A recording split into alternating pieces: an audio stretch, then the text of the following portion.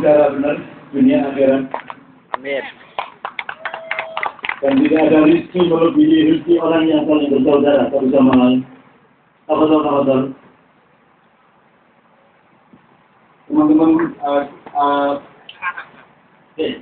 mohon diingat ini supaya kan aja lebih tidak noleh-noleh di sana, lebih memfokus di sini. Antum sama di sini, Ustaz.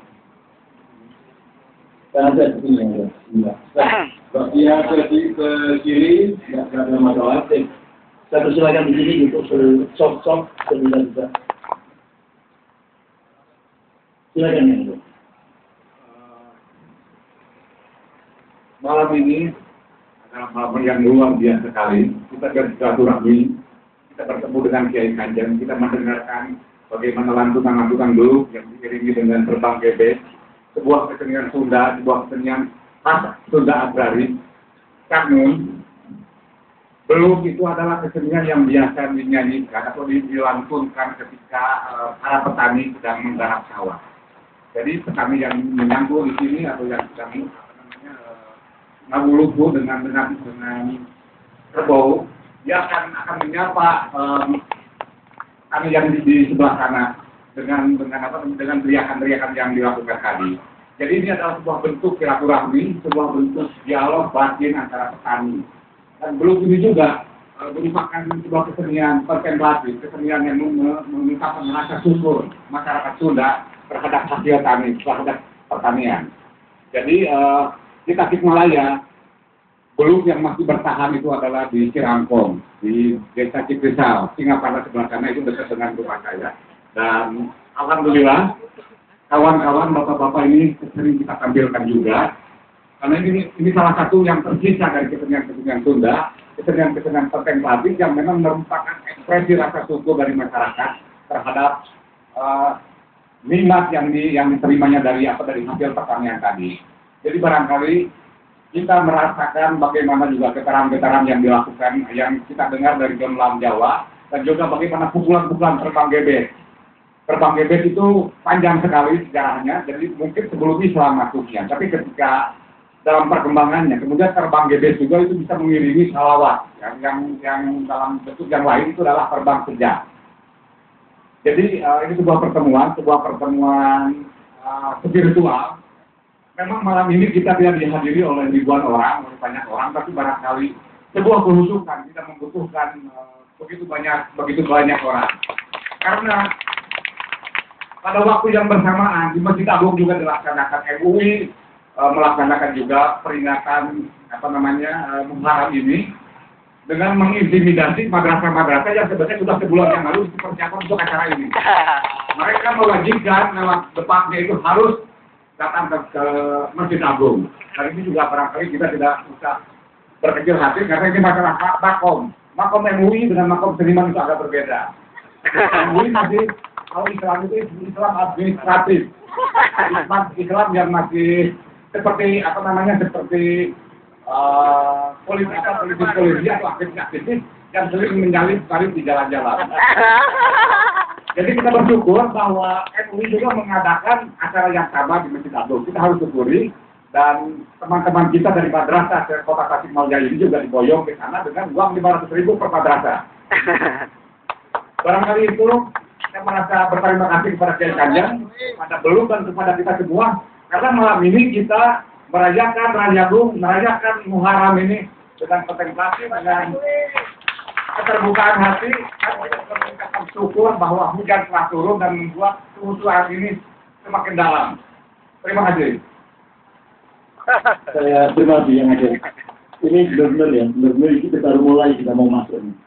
Pertama begini, ilmu atau rezeki yang diberikan Allah melalui hujan berbeda dengan ilmu dan rezeki diberikan Allah melalui tidak hujan. Jadi kalau ada tidak hujan, syukurilah karena ada ilmu khusus yang dikasih. Kalau ada hujan, bersyukurlah karena pasti ilmunya lebih khusus lagi. Yang ada sudah membuktikan. Kontemplasi itu artinya perjalanan ke dalam diri, bukan perjalanan keluar diri. Kalau ke mall, itu dari diri kita keluar ke mall. Tapi kalau dengan dulu, kita masuk ke dalam diri kita. Nah, rezeki kontemplasi atau dalam Islam namanya tafakur, ya, itu memang harus ada hujan. Jadi kalau tadi ada hujan, terus ini penontonnya kayak penonton band, nggak cocok nih sama blog, nggak cocok sama Kiai Kanjeng. Jadi Allah menolong kita dengan hujan ini, dan Anda dibayar 500 ribu atau tidak? Anda berdiri seperti ini, ya Allah. Anda tahan berprihatin berkoriko dengan berdiri di atas bajak-bajak ini, ya Allah. Rizkimu akan melipat ganda di sana. Dan Anda lebih mulia di hadapan Allah Subhanahu wa Ta'ala. Saya akan meneruskan, tapi kita ingin mendengar dulu dari Kiai, dari Ustaz Mirsa. Kalau mendengar tadi saya melihat ada repetisi tanpa kata-kata, ada panggilan kepada Allah yang seluruh lidahnya menyebut dengan kata Arab, dengan kata Sunda atau kata bahasa Indonesia. Dia menjerit dengan melengking-lengking, sesungguhnya dia membutuhkan Allah.